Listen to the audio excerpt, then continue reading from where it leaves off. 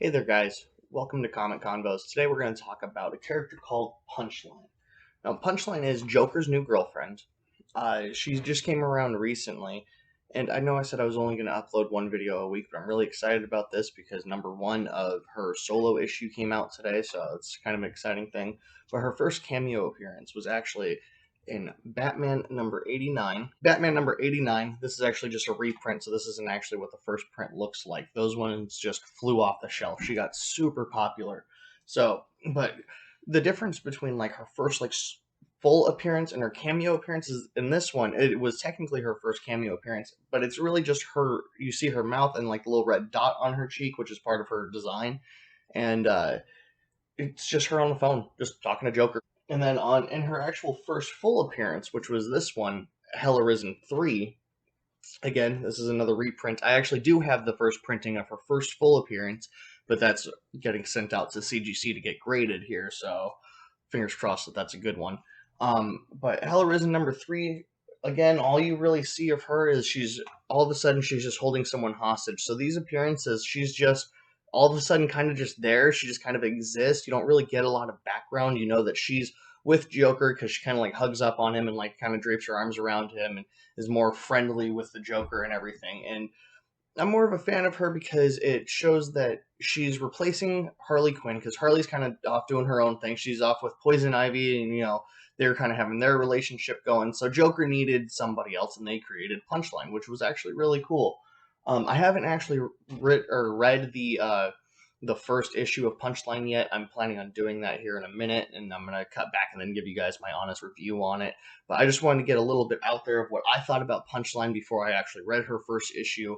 I think it came out last Wednesday, but I just got it this Wednesday. New comic book day is every Wednesday, in case you guys don't know. If you're ever interested in starting to collect comics and stuff, it's every Wednesday when most of them come out. They don't. It's not every issue comes out every Wednesday. Sometimes they come out on the first Wednesday of the month. Sometimes they come out on the third Wednesday of the month. It just kind of happens. But I go to Comic College here in Minnesota, Minneapolis actually. So if you're ever in the Twin Cities area, definitely check out Comic College. They definitely hook me up all the time. They pull comics I didn't even know I wanted, but I know I want them, so I have them. And they're always just really helpful and just very very informative over there. They didn't ask me to throw this out there or anything. I just really like that store. But I'm gonna go ahead and go read that comic, and then I will be right back. I'm just sitting here reading the Punchline comic right now. Here's the cover of it. But I have to say, one of the things that is the most frustrating about reading comics is the random ads that you get. This is a Snickers commercial in a comic book. And I was reading it like it was part of the story. Alright, guys. I'm back. I'm just now finishing up reading Punchline number 1. It was a really, really good story. Really good intro to her, really good background. She apparently met Joker. She was on a field trip for her college, and Joker was holding up a newsroom that, I don't know, there was never explained why he was holding up a newsroom, which I'll explain in a second. But Punchline was just a student, just a normal person, and then Joker was just randomly there. He took her professor or teacher or whoever it was and was trying to get him to send a message out, broadcast this message, and he wouldn't do it. So of course Joker, being Joker, shot him in the face.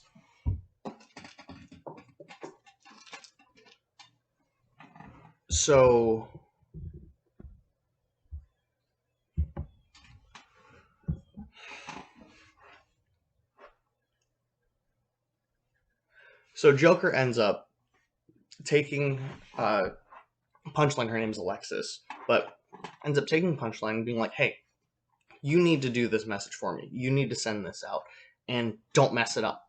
Don't mess it up, or we're gonna have issues."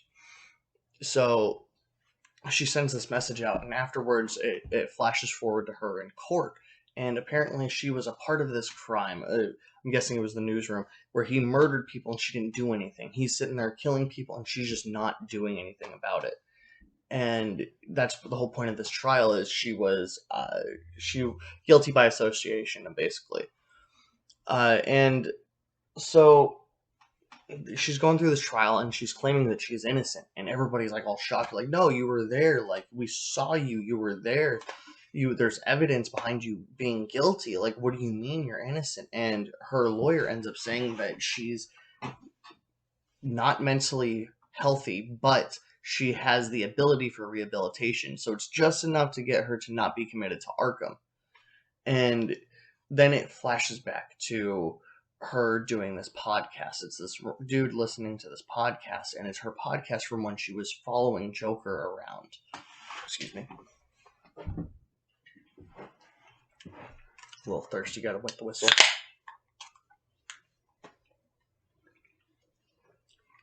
Gotta turn that around so I don't get caught for product placement.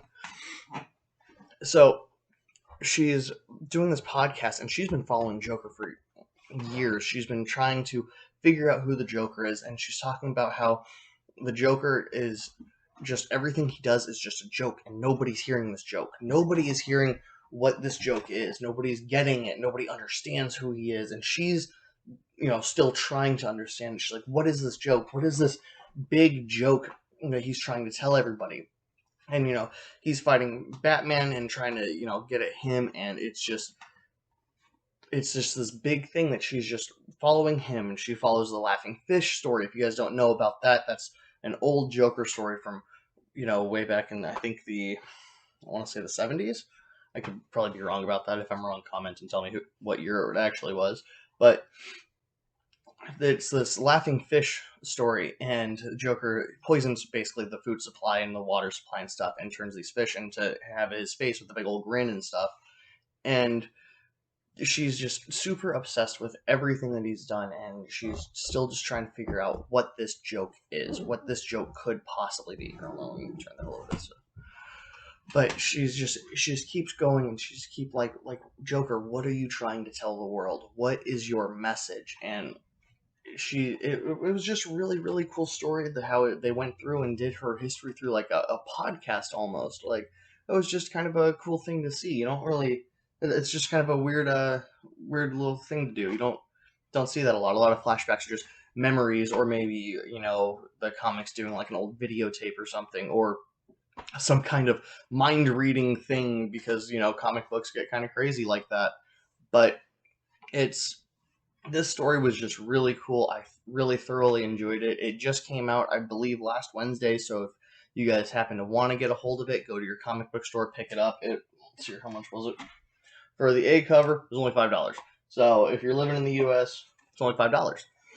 But I definitely suggest reading this one and trying to get into her story, because she is going to be Joker's new girlfriend. They've been doing stuff a lot together. They went through the Joker War together, which is another story I'll touch on later. But it looks like she's around to stay. It looks like she's definitely here to stay, and she's definitely going to be working with the Joker a little bit more, and just maybe even do her own thing. I believe this is only a one-shot, so I don't think we're going to get any more of these, but I'm really hoping that we do get a Punchline story in the future. But I think she's a really cool character. Again, her replacement of Harley Quinn allows Harley to kind of go off and do her own thing. Harley Quinn's off with Suicide Squad now, or Birds of Prey, or whatever story you're reading at that moment. And she hasn't really been with Joker a lot, and I'm actually okay with that. A lot of people didn't like Harley with Joker because they had a very abusive relationship, a very not okay relationship. And with Punchline actually showed Joker who's boss. Joker was like, hey, maybe I can help you. And then she turns around and shoves a knife in his neck and says, no, we can help each other. And it kind of set the tone for their kind of relationship with each other. So that was kind of cool to see. But I'm very excited about seeing more Punchline stuff. She's definitely going to be a newer character, but I'm definitely going to keep grabbing her stuff and reading her stories, and probably parroting it back to you guys and stuff. And hopefully I do a decent job and get you guys interested enough to want to go pick up the comic for yourself. Like I said, this is just a one-shot comic, so spend $5 to go pick it up, and it's really good. It was a really good read. But thank you guys for listening to this, and goodbye.